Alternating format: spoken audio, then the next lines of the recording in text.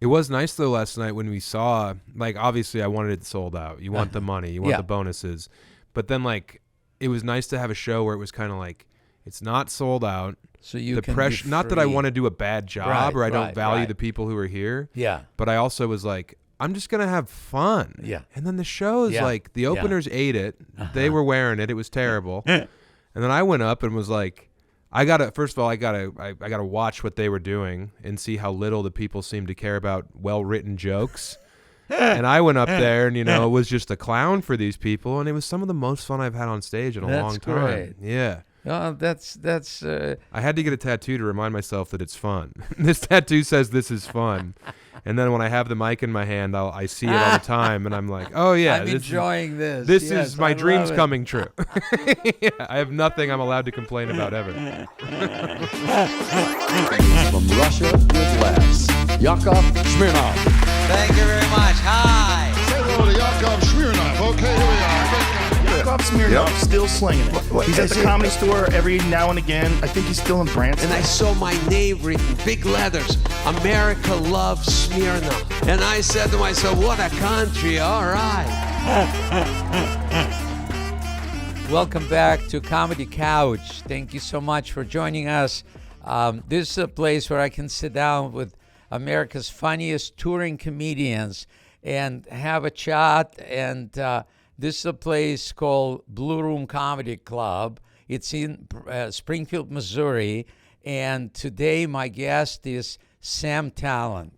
Glad to be here. Thank you so much for agreeing to do this. I know you have a tight schedule. Well, I was telling you, just like when you go on the road, every amount of free time is precious, And most times when people ask to do their podcast when I'm in a city, I, as a rule, try to avoid it, unless it's like a huge opportunity.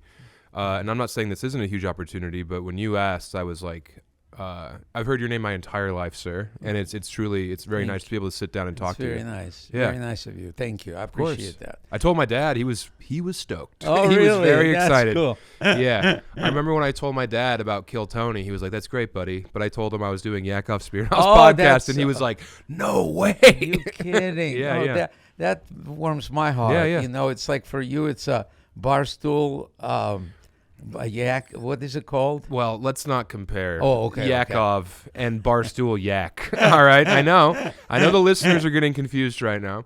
Some of them are saying "Sto." What are you talking about? Tell us, what is it? The Barstool started as a sports gambling pamphlet in Boston. Okay. And now they've spread in a bunch of like young men who look exactly like your producer Dylan. It's always young men wearing white hats with a Zinn tin in their pocket.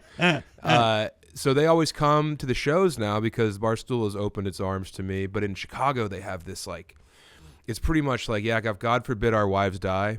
But if they did, this would be the place you would build. It's like basketball hoops, arcade machines, every like soda boys. you want on tap. It's for the fellas. Boys, yeah, no girls allowed. Yeah. Should be the name of their LLC. But yeah, so they have this show called The Yak that they do over there, and I did it. And at the end, they're like, "Hey, we have like this thing called the Yak Challenge. You shoot hoops. You have to like throw a football. You have to kick a soccer ball. It's a variety of American, soccer, obviously the world's game, but anyway, like sports, like obstacle course." And I did it, and at the end, they have a trivia portion. So I had like an okay showing. I made the soccer shot right away. I knocked down the cones. The free throw competition went a little bit longer than I wanted to. Okay. I'm good from 8 feet, but you get me at the line, I get the jitters. I'm like Shaq. And but they came in, and I come in, I'm all sweaty from the athletic portion, and I sit on the couch, and they have all the questions up there, and one of them was name all of the Scandinavian nations, and I think I just rattled off all 9. Yeah, they gave me the Faroe Islands for free because I said like Greenland or whatever, but yeah. And now I have like the best, and look, if you're listening to this, I'm 6'4", 355 pounds. So I might not seem like the most like lithe and agile competitor, but man, I beat like athletes. Like there's former NFL players who have a better score than. Yeah. Every comedian who's done it, I've been better than them. Stavros Halkias, he said no. He said he didn't want to do it, and he's another fat guy. So I feel like he's the one I'm chasing. Yeah, exactly. He's the barometer. He's the bar. It's a very low bar. But yeah. But I think we need to get Yakov on the yak. I'll give it some thought. They I would don't love to know have if you. I could do all the Scandinavian countries. I really don't think so. My wife is from Ukraine, Yeah. and she just became a citizen. And she took a test, but she studied so hard. Yeah. She aced it, right? Yeah. So I'm thinking, I've been here since 1977. I know everything there is to know. You've been a citizen longer than I've been alive. Yeah. So I thought I should know this, right? Right. I failed miserably. That made me feel good because now I'm like real American. You are 100% Yeah. American. You're So- apathetic and you're not in the know. You couldn't be more detached from our history or political process, just like me. So that was What were the questions like? Founding fathers? What amendment is this? yeah. Who is Yeah. your congressman? Who is your senator? Things that most people don't pay attention to. No. You know. Yeah. So yeah, those are.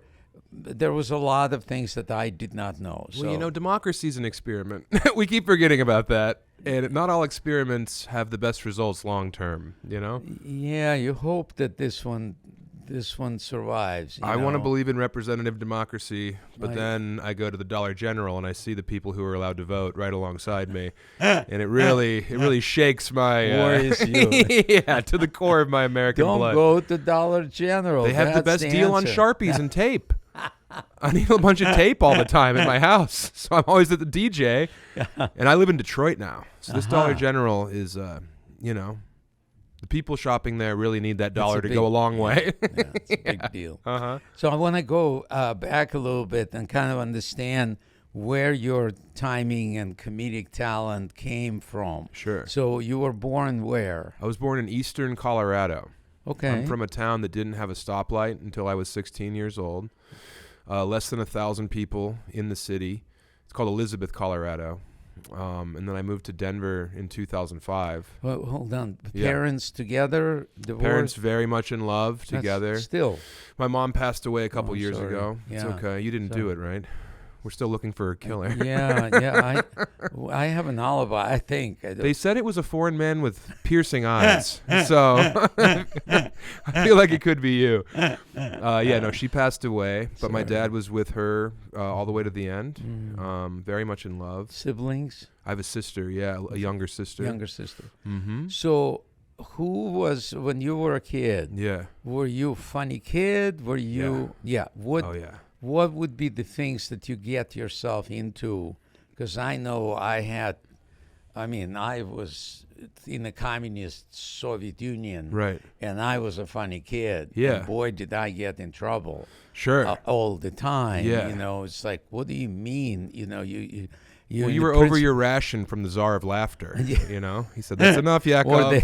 the Department of Jokes said that we're done. Yeah, but Everyone in my family was funny. My dad was funny. My dad was very silly. My dad valued the kind of like slapstick comedy.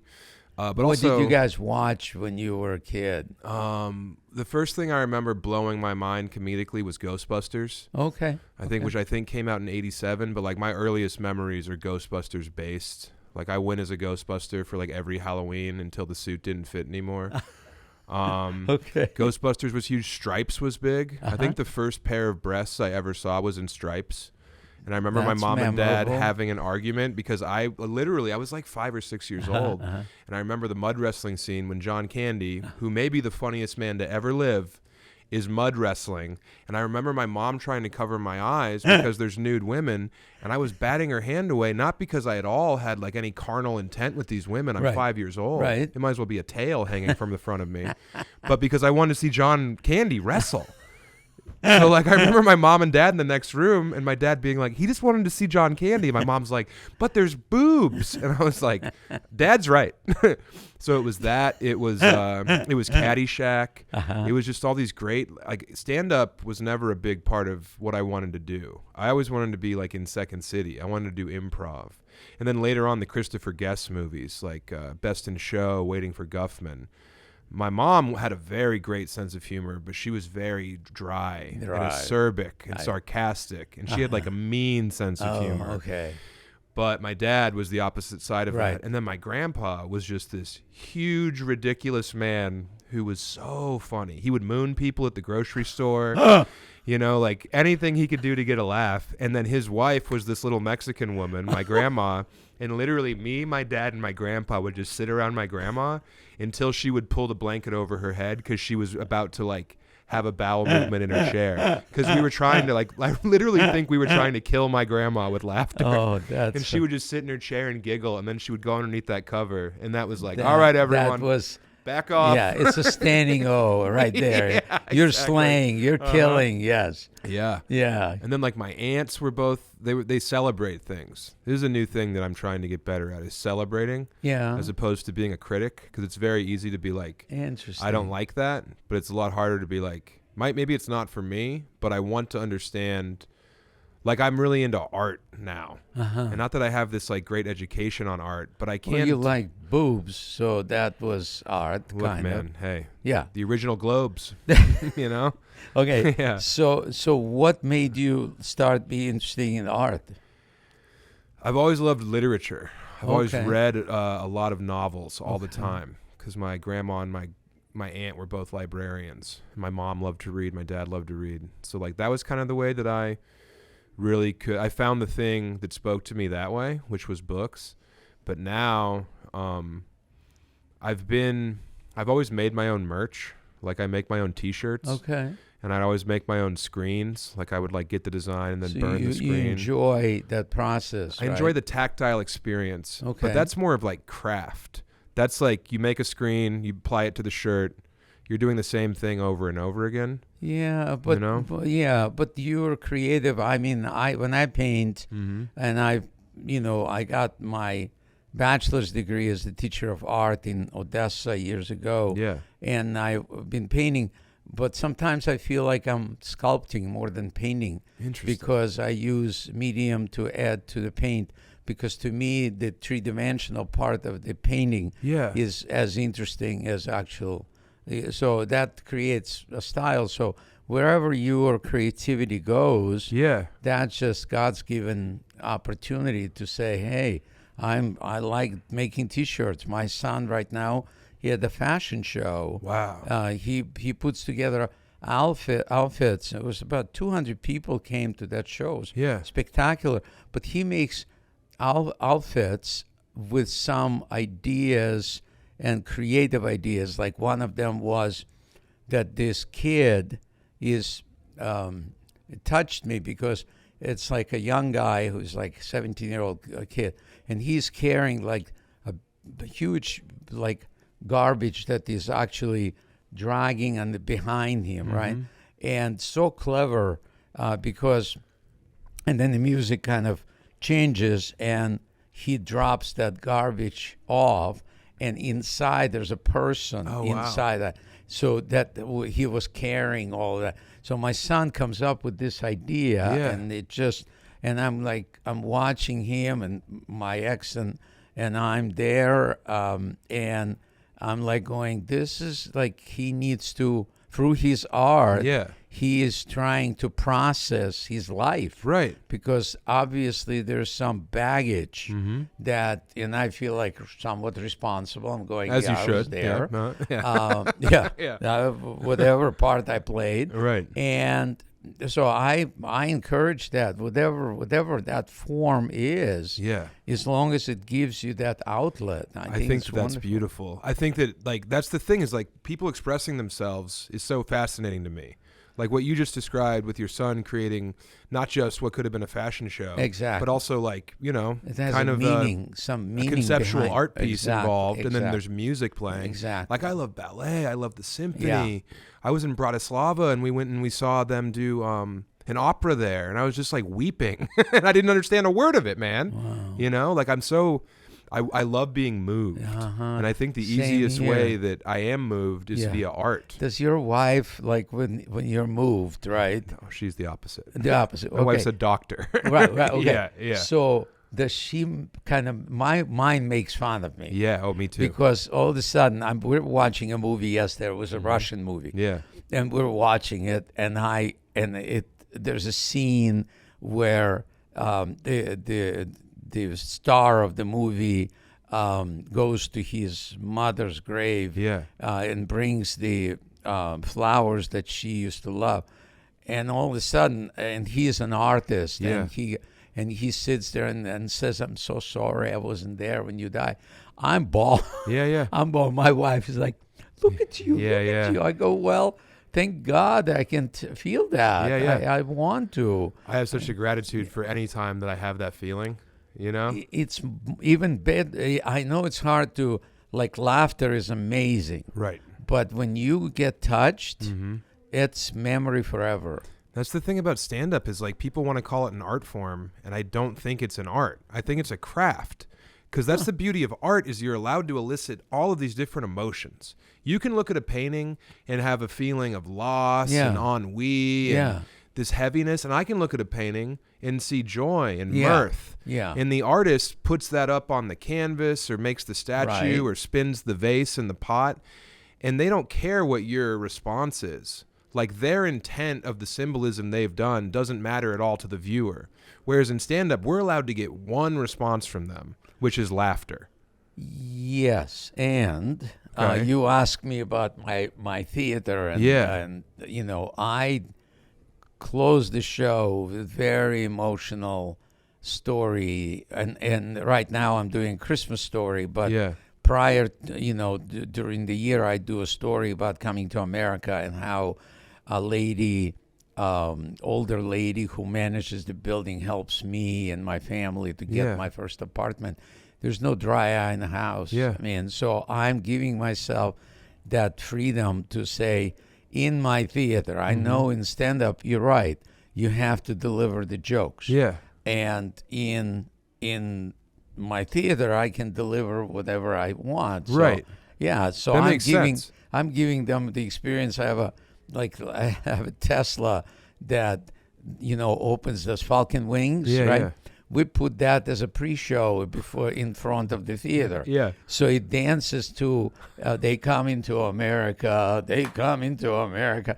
And so to me, the goal is like to touch them. They go into my art gallery, for example, and they're feeling that. And then they see the dancing Tesla, and then they go and they dance YMCA, you know, before I ever go on stage. You're giving them a whole experience. A total night out. There's a lot more there. Which I think is great. But I also feel like when I'm at the Blue Room in Springfield and there's a bunch of dead-eyed drunks out there, I got to just keep shaking the keys, you know? And I think that that's why I'm getting more involved in, like, art. Is because expressing myself in different ways is, like, I think that's the ultimate pursuit of, like, for humans, is to express yourself and to be understood. Good for you. Well, you know what I mean? Good for you. Like, you have a painting called, I think it's American by Choice. America's Heart, maybe. American by Choice. It's you. It's a self-portrait. Oh, yes. Yeah, correct. and I looked at it last night for like 10 minutes. No kidding. Yeah, because it's like your style. When you look at it, like it's on my phone, obviously. Right. And you look at it and you're like, okay, it's a self-portrait. But then you zoom in, and it's like the way you're applying. That's what I was saying. It's amazing. I appreciate you noticing that. It's like almost like a barstool competition. It's exactly like that, but for the soul that's yearning for more, you know. Are you? How do you apply paint? Because I feel like I use a brush. But are you? Because you get these I have it. It's a medium that you add to the paint. I make it. It's proprietary medium. We can't say actually. it on the air. I can say it. Good Okay. luck. Doing that. All it is, I take snowflakes from Hobby Lobby. Okay. And I mix it with glue. And that's how you get that kind of sparkly effect. Exactly. And then I add that to the paint.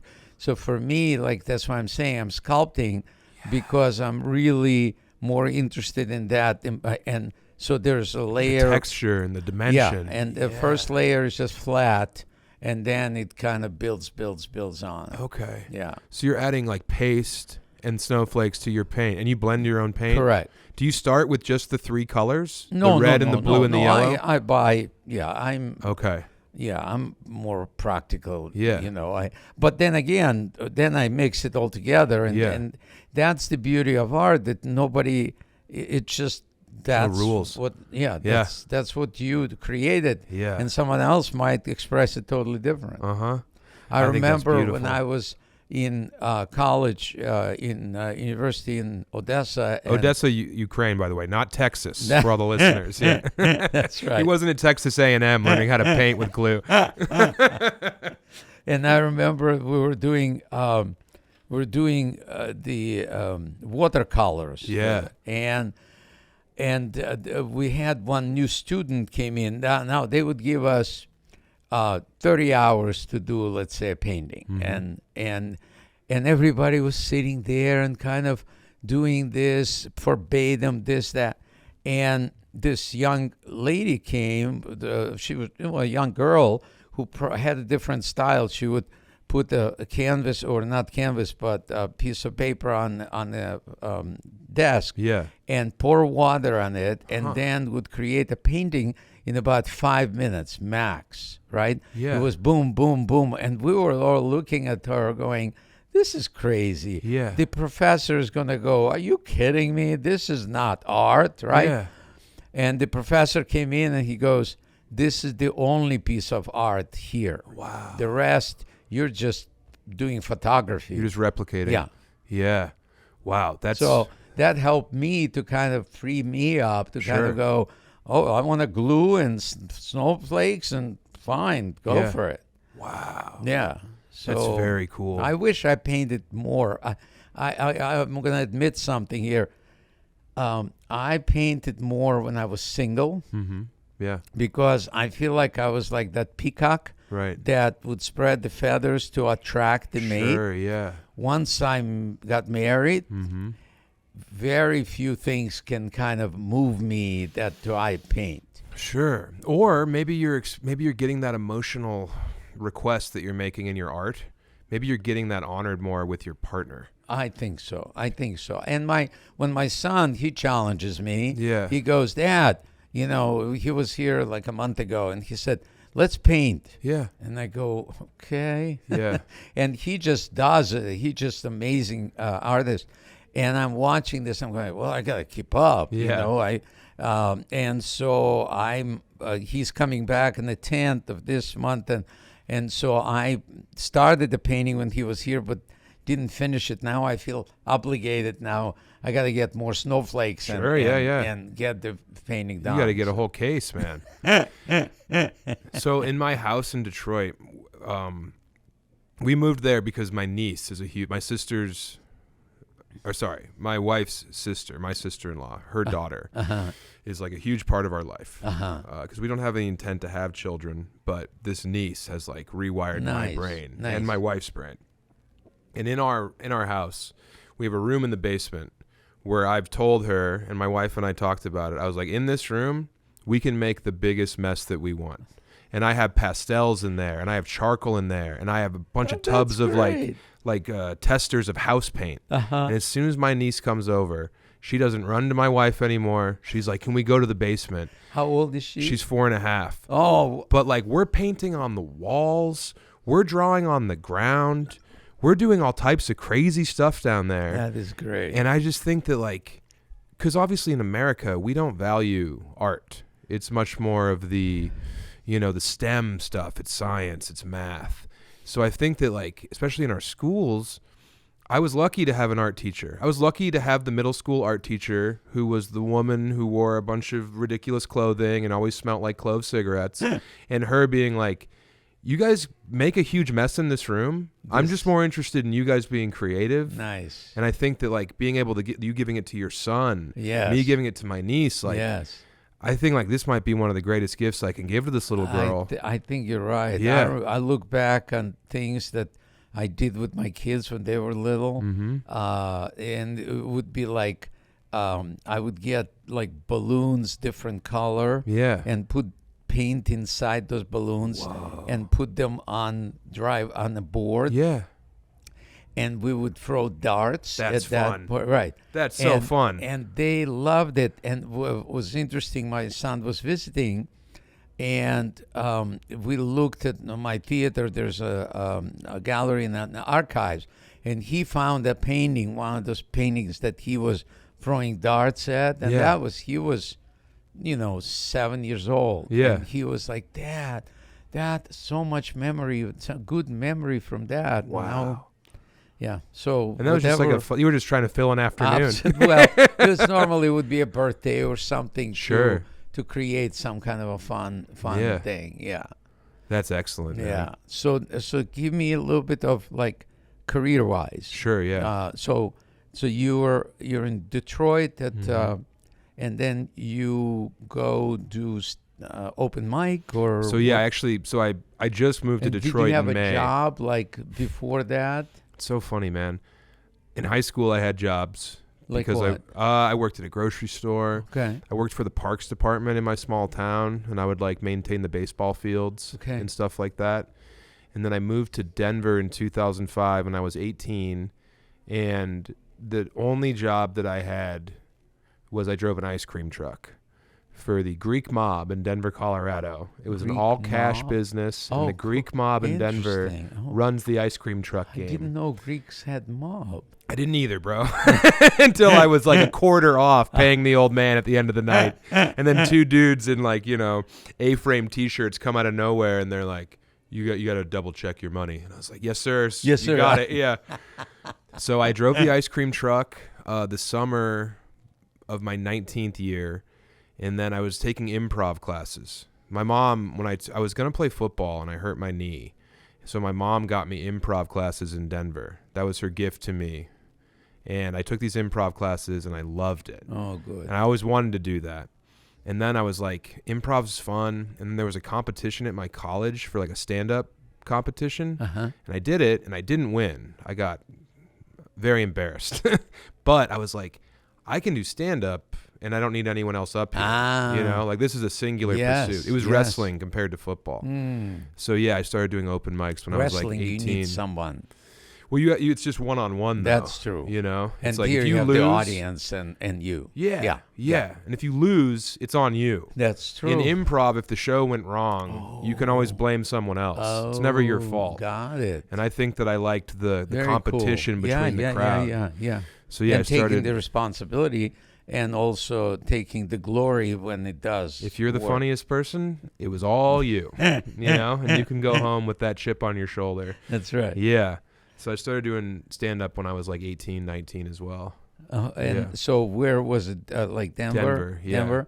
Like Comedy Works or where? Comedy Works is my home club. I just sold out 6 last weekend for Thanksgiving. Good for you. Awesome. Congratulations. But the 5th time I ever did stand-up, the Comedy Works has a competition every year. Okay. And it's tiers. So it's 1 round, 2 round finals. And the 5th time I ever did stand-up was in the finals of the contest, which means the first 4, 2 of those were in the other rounds. So I just had this natural proclivity for stand-up. I was huge. I looked weird. I could go up there for 5 minutes. And But you know what's interesting that combo yeah, that you had this sport, your childhood, Mm-hmm. and then being so bright and capable of navigating. yeah. That's a rare combination. I was lucky because in my small town, if you didn't do sports after school or if you didn't do drama, I did theater, I did student council, you just went back to your house. Uh-huh. Like it was so small that like there wasn't a space for kids I to see. hang out. Well- It wasn't just behind the grocery store smoking cigarettes. Right. So like I did sport. I loved sport. I loved being on a team. But yeah, and then I also had to be smart. My mom was like, "You're going to college." My dad was like, "You're going to college." What did you go? I went to college at Metro State University for a rhetoric and public address degree. So it was the study of how people communicate ideas via thought. Wow. So the rhetoric of it is the idea, and then the public address is the oration. How do you use ethos, pathos, logos to make people pretty much, bend to your will? Was it psychology-driven kind of a? Yeah, but I wish there was more psychology. Okay. We did study all the great speakers, And what's funny about that is when you look at the great speakers, the people who most impassioned, Right. it's dictators. It's Hitler, it's Stalin, Interesting. it's Ceausescu. I remember there was like a Yep. Ceausescu Yep. speech that we Uh-huh. watched that was translated. Huh. And obviously, through the You lens were- of history, you were trained to be a dictator. dude, I think so. I use all the tricks up there, you know? Like, I had these teachers who were like, we're going to watch Reagan. We're going to, you know, there was Barry Goldwater. There was Samuel Gompers. There was Eugene V. Debs, all these union guys who, like, you know, helped the working man get his rights back in the 20s and 30s. But then we watched a couple of Hitlers. And look, I don't like the man's message, but he was a heck of a speaker. He knew how to move the crowd up there, man. You know? I was closely involved with Hitler. Reagan Okay. during not Hitler. Dodge that one. No, but Reagan. Yeah. Once I was introduced to him. This was a kind of a weird setting, but I was doing a show at the. It was called Comedy Cafe, and it Okay. was Washington D.C. and I got invited after the show. The guy came over and he said, you know, I'm gonna have President Reagan and Nancy Reagan in my home for dinner. Would you like to come and join us? Yeah. And I was like, this guy is crazy. He's There's lying. no way. Yeah. You're lying. Yeah. Yeah, but he was chief editor of Washington Times Wow. at that time. Yeah. But I didn't know he was, and I thought he was pulling my leg. Mm-hmm. And then he called me a couple of weeks, and said, "Here's the ticket. Come, And so once we met, I met the president, and there was that humor connection. He was such a bright person that Yeah. was able to kind of spot immediately. Oh, yeah. So it was like a small dinner, 18 people dinner, big, people from Washington and stuff. And I was so nervous, it's like, but the moment our eyes kind of locked in, he told first joke. Yeah. He was like, "Have you heard this joke?" Uh-huh. And he tells the joke, and I laugh, and then I go, "What about this?" And then all of a sudden, all these 18 people are like on us, Yeah. and everybody's laughing. Wow. And all we're doing is just like two comedians Yeah. are exchanging jokes. Uh-huh. Yeah, it was, and it was a funny scenario that night Reagan sent military helicopters to Libya to scare Gaddafi. Yeah, yeah. Because something was going on, and so behind the president for the whole evening Yeah. was the Marine with the briefcase with that football. Yeah, the nuclear That football. has nuclear, all the nuclear. Yeah. Can you imagine? And I'm sitting, so it's like he's right across from me, Yeah. and I'm sitting, so it's like where your picture is. Uh-huh. Like there's a Marine. Yeah. No smile, just like Right. support. And I'm trying to crack him off. Of course, yeah. You always want the crew to laugh. I'm watching Dylan over there, seeing when his head nods. Yeah. And so that was amazing kind of an evening, Yeah. that the guys got a football, and they told me this. He might have to leave to another room to start the nuclear Yeah. attack. I'm thinking, if I'm bombing, that's one thing, but he totally different story. Yeah. So I miss when our presidents were just charming narcissists. You know? Hey. That was preferable.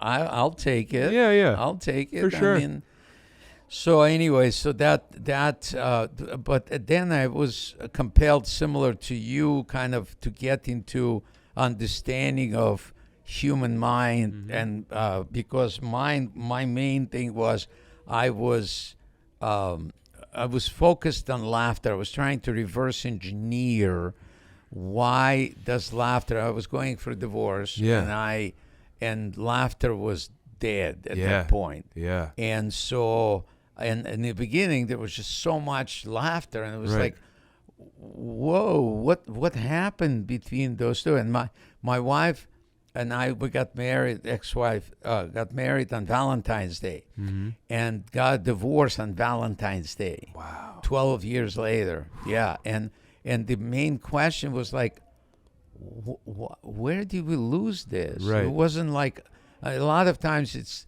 almost easier when you have somebody cheating or drinking or drugs or something. None of that. There's something definitive to point at, something to blame. It's a lot would easier. Be nice, Yeah. but it wasn't there. Right. So then I start going. My dad was an engineer, and so I'm like going with my audience. I know how to sustain laughter. If I, and with her, I didn't know. What did I miss? What did I miss? So that's why I got my master's degree at UPenn. Yeah, I saw that. Yeah, and then doing what, Pepperdine for your doctorate? Pepperdine doctorate, right? Yeah. And the main focus was, where does laughter go? What are the ingredients that need to be there? Yeah. To say, and I don't know. For a while, I was doing a PBS special I did and a Broadway show I did on that topic. But then I realized that people really don't want to know how the trick is done. It's like they want to go watch a magician. Right, yeah. They don't want you to spell out. Yeah. What it, and so that kind of somewhat disappointed me. Sure. That I thought I had this brilliant, discovery. Yeah. But I couldn't really use it because I was talking to people who really didn't care. Laughter is good for you. That's all. That's as far as they want to go. Yeah, I mean, it's alchemy, I think. I think that laughter, like you trying to figure out the cause of laughter, is trying to turn lead into gold. It's like, I don't think that it can be done. Well, that's majority of the opinions, Yeah. not mine. My dad would do alchemy, Sure. So, but what it did when I look back on all this 20 years of doing those things, very specifically focused on that, I got the best gift of all, which is my wife. Yeah. And knowing the formula, how to sustain laughter, and laughter was just the tip of the iceberg. It's the needs that underneath the water, the meeting the needs. Okay. And we do that with our audiences, totally. Yeah. If you don't, the moment you don't, they turn off. Your Yeah. humor is still there. You're not meeting my needs. I'm out of here. You're selling timeshare. I'm out of here. Yeah. And so we pay attention to every joke, every laugh. Yeah. And if it's not there, we know what to do with tweaking. But most people fail to understand that they can't really control the laughter. Even us professionals have a tough time saying every time this is going to work. Yeah. Can't guarantee it. No. However, meeting the needs, you can guarantee. Wow. That's profound, honestly. I- He nods. He's like, I know. I Yeah. appreciate Yeah. that. No, Yeah, but yeah. it's like for you, it's like the thing that when we started this podcast, Dylan was telling you how much he enjoyed you on the barstool thing. Yeah. The yak, right? Uh-huh. Yeah. And Which was the exact opposite of the conversation we're having right now. absolutely. Yeah. But to compare it, Yeah. that you were saying, I cannot hear more compliment. There's Yeah. no way that there will be too many Right. compliments or me winning the yak, right? Yeah. Same thing for me when someone who can appreciate and go, wow, that's profound. That's interesting, because I can tell you the stories that happened with Reagan and Gorbachev. That exact the same formula. They're not meeting the needs, no laughter. Sure, yeah. When they start meeting each other's needs, laughter is and they're abundant. friends, yeah. So I feel like I am very good at being a mirror. Like, I can be exactly what you need to see in me so that you're charmed by me. And I don't know, that comes from something in my childhood where I had to keep everything, the needs of my mother, the needs of my father, making sure that they looked at me and then they saw each other, whatever it is. But I think That's that a like I'm great very quality. good Yeah. at whatever. Like Dylan over there and you are completely different people. But I think that Dylan and I can have a rewarding conversation, and we can have this like this is one of the best conversations I've had in a long time, sir. thank This you. is great. Yeah, thank you. Yeah. So to me, giving that gift to people to Yeah. say, this is simple. I'm not trying to make it complicated. Yeah. This is simple. Your humor is already there. Sure. The thing you have control over is so at this moment you can think about like my wife. Yeah. What does she need? I've been thinking about your wife all No, day, don't sir. do that. No. But if you think that, Yeah. as opposed to like, how do I make her laugh, or where are we going for dinner? No, what would meet her needs for Right. dinner, or and boy, you're like all of a sudden you're like a magician, Right. and when you're paying attention to it, it's going when we're laughing. Everything that means needs are met. Yeah. When you're not laughing, that's your barometer, your gauge. It's like a gas gauge in the car. Right. Tells you how much you got, how much fuel you got in the tank. The Sure. same thing, laughter can tell you how much happiness you have in your relationship. I think that it's very hard to extract laughter from someone when they're angry. And on a very like micro level, when you're in the crowd and you see the couple that had the argument on the way in, Right. and now he's sitting there like this, and she's just like always looking at him like, oh, you like that? I hope, Yeah. hope the comedian will save our relationship. Right. And when your wife's mad at you, it's very hard to get a laugh. But don't you think that the richest laugh is when someone is angry at you and you can still get a laugh out of them? Isn't that Yes. nuts? Yes. That's playing with it's fire. Not. No. It's perfect. But what you're describing to me Yeah. using this formula, Uh-huh. that you're meeting, somehow you met her need, whatever that was. Yeah. Maybe it's need to release the tension, whatever it Sure. is. As long as the response is laughter, Yeah. it's and not like pointing and laughing in the bedroom or something. But, Right. But laughing genuinely, you go, man, you got me. My parents did this. I'm so happy that I got the biggest reward for this knowledge. Yeah. Because I know how to sustain it. Most people don't know how to sustain it.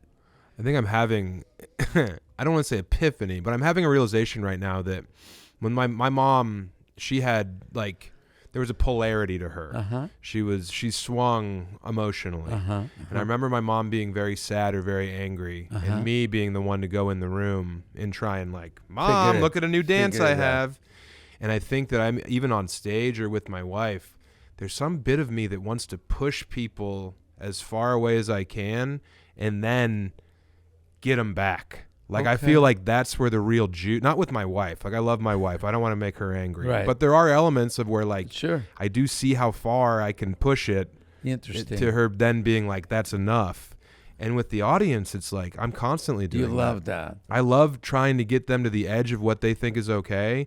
And then I had you the whole time, stupid. I was in control the whole time. I think that's Interesting. something, because like last night, I improvised both shows. Did I was you up really? there. I mean, I've been on a heater. I've had a great year. I'm very happy of like sold out shows. But here in Springfield, we've come crashing back to earth. There's still plenty of tickets available here. Unfortunately, by the time this airs, you'll be gone. I'll be gone. Yeah. I'll be a memory. Yeah. But I was eating this humble pie not too long ago. Yeah. I have a 2,000 seat theater doing very well in Branson for 31 years. Yeah. And Chris, the owner of why don't you do a show here? I Yeah. go, I don't know. It's kind of in my backyard. He talked me into it. Right. It was hard to sell tickets, and then I feel for you. It doesn't mean if you can make it in Springfield, Missouri, you can do it anywhere. I agree. Yeah. It was nice though last night when we saw, like, obviously I wanted it sold out. You want the money, you want the bonuses, but then like it was nice to have a show where it was kind of like it's not sold out. So you the can pressure. be Not that I free. want to do a bad job or I don't value right. the people who are here. Yeah. But I also was like, I'm just gonna have fun. Yeah. And then the shows, Yeah. like the openers ate it. They were wearing it. It was terrible. And then I went up and was like, First of all, I gotta watch what they were doing and see how little the people seem to care about well-written jokes. And I went up there and, it was just a clown for these people. And it was some of the most fun I've had on stage in a long time. Great. Yeah. Oh, that's. I had to get a tattoo to remind myself that it's fun. This tattoo says this is fun. And then when I have the mic in my hand, I see it all the time. And I'm like, oh, yeah. I'm enjoying this. This Yes, is my I dreams love it. coming true. Yeah, I have nothing I'm allowed to complain about ever. That reminds me of an old Russian joke about a bear who's sitting on a tree trunk and hitting himself with the hammer. Yeah. And the other bear comes and goes, "What are you doing?" He said, "It feels so good when I stop." So that's kind of, we have to take the good with the bad and the bad with the good. So, but congratulations on all of this success. Thank you. What do you do when you are on the road? What are besides doing a podcast with some crazy Russian? You say crazy Russian, I say living legend. Thank you. Yeah. Thank you. Sincerely, too. It's really cool because in Denver we were lucky because we had the older generations of comics. Yeah, Roseanne came out of there. Sure, but then like the people under Roseanne who wrote for her show, like they always came back to Denver. So we had like the old guard who were just tacticians. Yeah. Like fundamentally sound comedians to learn just the fundamentals of it. Yeah. And then you had the guys who started after them who were doing the more experimental stuff. So like I really value talking to people who've been doing the thing I devoted my life to for longer than I've been doing it. I feel like these kind of conversations you don't get to have very often. That's great. I'm happy that you... Yeah. But so on the road, I always have to do my podcast on the road, which is another hour. How often? We do 2 a week. Two a and week. The guy I do the podcast with, Nathan, he and travels you do with it on me. Zoom? No, we do it here on the road. But he lives in Colorado. I live in Detroit. So the only time we're in the same room. Oh. We try to do Zoom sometimes. They're always worse than the same room. Yeah. So like that's another element. So it's like there's an hour and then the 2 shows at night, which are 2 hours. And then there's also the merch line, which, when people come to the merch line, I'm over there doing another 30 minutes. I'm knocking their hats off. I'm giving noogies. Like it's not exhausting. I'm not out swinging a hammer, but the emotional. Sure, you're drained. You're drained. You're done. Yeah, because you want them to leave being like, I can't wait to see him again. Absolutely. I'm so grateful that they care at all about what I'm doing. That's true. So if it's the summer, I love to go to botanical gardens. That's a big thing. I love gardens. And then if I'm in I'm not going to say Springfield isn't a real city, but your metropolises. Right. If I'm in Philadelphia, I'm outside. I'm walking around. I'm looking up. I'm looking at the architecture. I'm getting a nice croissant. I'm getting a good cup of coffee. Yeah. I'm eating well. That's kind of like how I experience the road now. Because I also quit drinking this year. So now my days aren't hungover. Oh, wow. My days aren't just a ball of like anxiety of just the brutality of what I did the night before. So now like I'm having so much more fun on the road. Good for you. Yeah. And that's the only way to sustain it because now you're seeing the difference and you go, I don't need that, right? I know. Yeah. I totally get it. Well, stand-up's really scary, I think, is the thing we forget because we do it so much. But I think what we're doing to ourselves on stage is an insane level of trauma that we're self-inflicting. Like that is people's biggest fear. The thing that we do, and sometimes we're up there and we're bored. Right. Like people would rather, than spin a revolver and put it to their head than do any amount of public speaking. Because usually I think in the past, like this is a thing one of my teachers told me, is in the past, whenever you were in front of a group of people, you were pleading for your life. Whenever you talked like our ancestors, you were about to be hung. Oh, I never thought. It was a witch trial. I never thought of it. So we have all this ancestral trauma. Oh my God. Yeah. And we're asking for it. We're begging for it. Wow. It fills us up somehow. That's sick. Yeah, that's very sick. I never looked at it that way. That's very interesting. There's a guy. Did you know Dr. Peter McGraw? Yeah. So he wrote the humor code, which was him trying to figure out why laughter happened. He was actually visiting professor Yeah. at UPenn. Sure. Yeah. Interesting. Yeah. So I think that he did his I think he lives in Colorado, because he would always come to comedy shows when he was writing his book, and he would come and he would like opine about like, you know, it was the guy who likes cars but doesn't know how to like do the engine, telling a mechanic why the AC didn't work in the car. So he'd come and like try and explain why our jokes worked. And then we had this debate show in Denver, And he's Arguments the and expert. Grievances. Yeah. And my friend had a real axe to grind against him, who booked the show. So he put me and him in the headlining debate.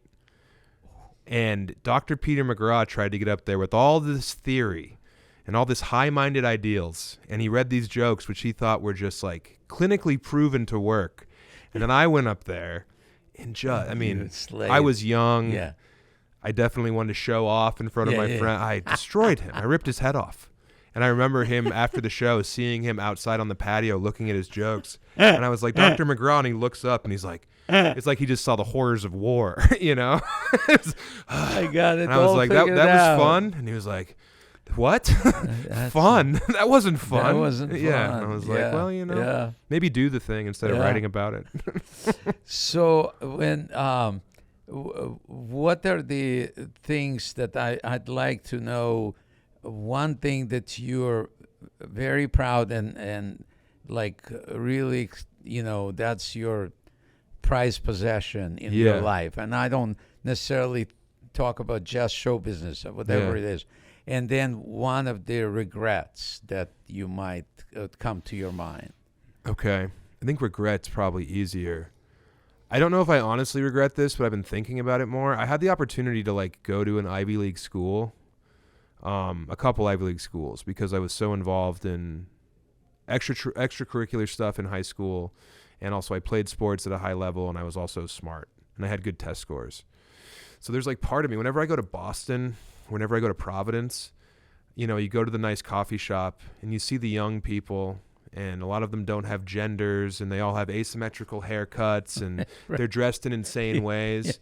And they're just living these lives that like, I think it would have been kind of cool to go and like actually be educated, and to actually, because I went to a fine, I mean, it wasn't any kind of special college. You know, to be educated by people who inspired, and to also have done like a semester abroad, you know, like being a young person and going to Paris when you're 19, when you're actually supposed to see Paris. No. I didn't see Paris till I was like 30. Right. And now it's my favorite place on earth. Right. And it's like, if I would have been there before I was so rigid in what I thought was valuable emotionally and stuff, like I feel like I could have really benefited from that. But also then I wouldn't have devoted my life to stand-up at an early age, and I wouldn't have been in bands that toured the country and like lived in weird communes. And I did a lot of like very weird stuff that it did form the person I am, and I'm proud of who I am. And from my perspective, you know, I got my bachelor's degree in art, but I didn't feel like I was really smart to do because I wasn't reading very well, but once I start discovering books, audiobooks, I realized I was auditory. Boy, I couldn't stop. I became so the reason I went to UPenn was because I was studying so much about laughter and about that connection between performer and the audience and all that. And I'm studying all this anyway. Why not get a formal education or higher education? So, and Professor Martin Seligman, who is he is kind of father of positive psychology, and he accepted me in this inaugural master's program. And I was, all of a sudden, my mother came to my graduation, and I was at that point like 55-ish or pushing 60. Yeah. And this was 50 years ago? Yeah. You've aged quite well, Yakov. Yeah, thank you. But it was not too long ago, actually. And then it was And then the same thing happened at Pepperdine. So I'm saying that if you choose to, because you can do courses that on partially in person, partially online. Yeah. And you can do that if that becomes something. I think I missed that window. Okay. I think if I was hanging out with other people who were my age, who were also trying to live the life of the mind. Because like growing up in where I'm from, you know, wanting to talk to anyone about Flannery O'Connor or William Faulkner, unless it was my mom, dad, grandma, it was impossible. Yeah. So there's always this part of me where like being into botanical gardens, being into just, you know, the Platonic ideal of beauty in my life, like these things weren't valued, you know? If you mention ever like, God, the smell of lavender, I love it. You know, your friends are going to call you a slur. You know, that's the life that I grew up in. So I think if I would have moved to Boston or Chicago, just a big city, because Denver was the safe choice for me. But all I'm saying, it could come to you someday, and because it's never too late. I graduated from college at 35 2 years ago. Yeah, I went back and got the last 11 credits because that was after my mom died, and she always wanted me to go to like finish. So I did posthumously. So if I wasn't like so close to having just did what you said, I might be more open to it.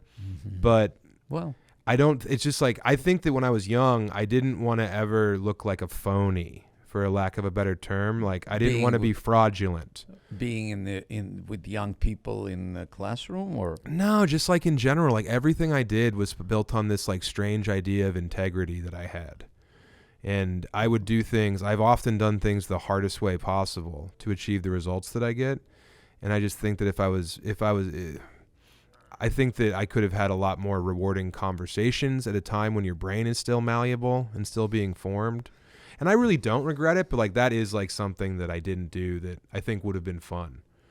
Well, on Joe Rogan, you come across very versatile and educated. And thank you. Great. I've been an autodidact in that way, where it's like I've had to educate myself on the things. Well, good for you. And I think that, you know, lifelong learning is very valuable. Yes. My dad was a teacher. My mom went back to school when she was in her 40s to get a landscape architecture degree. Like, boom. It was all good stuff. That's all I'm saying. Yeah. And it comes when you don't know when it might never come, and it could be like, you know what, I really want to do that. Then you do it. So what is that you're the most proud of? If I'm going to say what I'm most proud of professionally, because what I'm most proud of is being a good son, being a good brother, being a good husband, you know, like being a good friend. I think those things need to come first in your when you list your bio. It's not comedian, author. Yes. You know, it's like husband, uncle. These are the things that I care about. Good for you. But I think what I'm most proud of is I wrote a novel about a comedian. It's a novel, so it's fiction. But this was a guy that you definitely worked with on the road in the 80s and 90s. You know, it's just an amalgamation of like different people. But you definitely, you know, probably Andrew Dice Clay kind of. No, more of like. Do you know Rick Kearns? Do you ever meet Rick Kearns from Denver? That sounds very. Or what familiar. about who was the guy who ran the? Oh crap! Anyway. I always had an open ear to the old dogs when they would talk about the 80s, 90s on the road. Okay. You know, pretty much the post-boom. Like after that bubble pop and then like all the comedy clubs were closing. How people made a living in that time. Just how like desperate and the one-nighters and the tribble runs and like all the stuff that happened not on the coasts in comedy. I was always listening to them. So I wrote this novel about this old road dog. And, you know, it's kind of been embraced as like, and this is other people saying it. This is Doug Stanhope, Mark Maron, the definitive novel on stand-up. And that book, I self-published it in 2020, and now Random House bought it, and they're putting it out here, and then it's being translated into French and Spanish, and then it got picked up for release in all English-speaking parts of the world by a publisher in London, and they bought my next novel. So, like, writing novels is what I'm most excited about. Oh, that's... So, and what's the name of the book? It's called Running the Light. Running the Line. Yeah, yeah. Okay. I'm gonna get your address. I'm gonna send you a copy. Thank you. And there's also an audio book. Audio. Don't send. I The won't audio read is it. so much worse Yeah, though, because yeah. I had like Bert Kreischer and Ari Shaffir. Like I had comedians read it, and the level of education is very different across this country. You know, But it's also auditory versus visual. Right. I'm is very tactile. I'm a important, tactile big- learner. Yeah, I Yeah. need to hear it, Right. and then I'm in it. I want it. But Yeah. if I gotta sit 2 pages, I'm like, I'm tired. Yeah, you yeah. know? Yeah. So yeah, it's on that's Audible. awesome. You can get it on there. Yeah, So that's what I'm most excited about. that's wonderful. And now May of next year, I'm going to Paris for the whole month because my next novel, half of it's set in Paris. That is so cool. Yeah. Congratulations. Thank you. That's great. I mean, I'm very like happy about stand-up and how things are going, but I do feel like maybe in my middle years, I really want to be able to write more fiction. And also, there's a part of me that wants to maybe. I've been invited to speak to some MFA classes, you know, like Masters in Fine Arts in colleges and stuff, by authors who I've been, you know, they read my book. I admire their stuff. I reach out to them online, that kind of stuff. And then they invite me to come talk to their classes. And I go in, and up until 2 years ago, I didn't even have a bachelor's. So I go talk in these classes, and I'm pretty much like, what I think you're doing in here is a total waste of time. And all the books that people who graduate from these things, they all write the exact same first novel, which is the young person in the city who, I feel everything so heavily. And it's like their idea of what honest emotion is, because they've never felt anything, and they don't know loss, and they don't know pain, because they've been put in these like gilded cages of higher education. So I just go in there and I'm like, I think you guys should all like drop out and go become dishwashers in Wyoming and like get your heart broken, you know, do drugs in a hotel room, sleep outside, you know, not know where your next meal's coming from. Like these were the things that taught me. Like I can write about hunger because I've been so hungry. Yeah. You know, I can write about embarrassment because I've been embarrassed. So I think that that's like what And I'm most this was- excited about. You published it in 2020? Yeah. So when So COVID it was hit, COVID. I was like, So- all of my dates disappeared. My entire year So disappeared. COVID did something good for Very some. good, yeah. And I had this novel that I'd worked on and iterated upon, and I was trying to get it traditionally published. Yeah. And then the publishers we talked to, they were all like, this is good, and it's a great novel, but who are we going to sell it to? And I was like, fans of stand-up comedy. Stand-up comedy There's fans plenty. buy merch. They buy every dumb T-shirt they've ever seen. There's a book about stand-up. I think they'll pay the $25, whatever it was.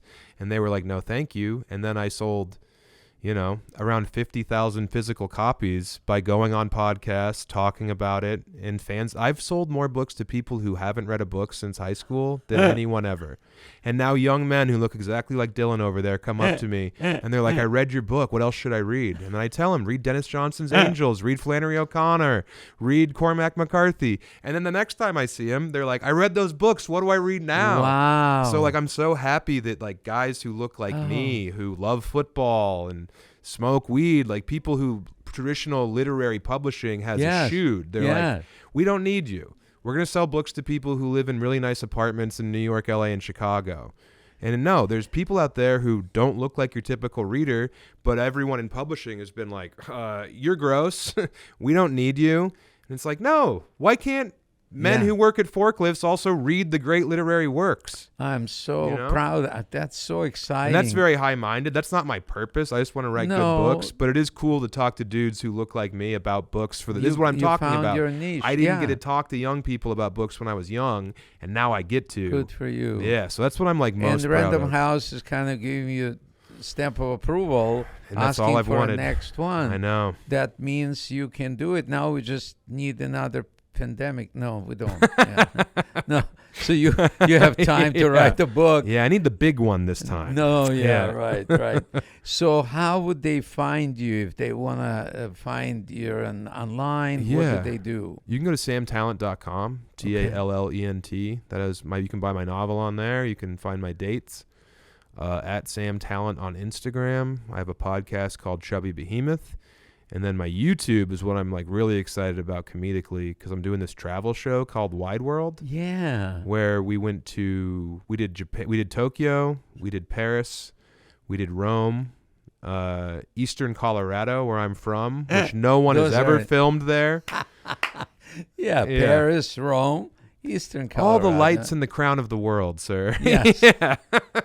Every gem. That's wonderful. So that's fun because now I get to like make my friends go on vacation with me. Yeah. We're gonna go to I think it's Altany, Kazakhstan, Okay. which is up there, and it's really interesting because Russia and China and the Middle East all owned this city at certain times. Wow. So the architecture has gone through like different generations of who was in Yeah. charge, and it's just like I've never really been to that part of the world, and I feel like this place is kind of like the confluence of all these different cultures. Interesting. And also like I can't go to St. Petersburg right now. It's very hard to get in. Yeah.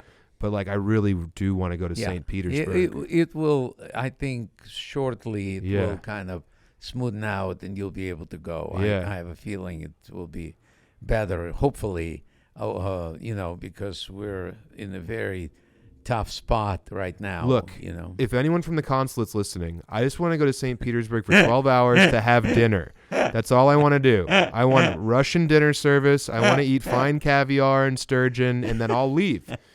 That's you can take me from the airport to I know the restaurants I want to go to, and then we can go right back home. That's all I'm saying. I love it.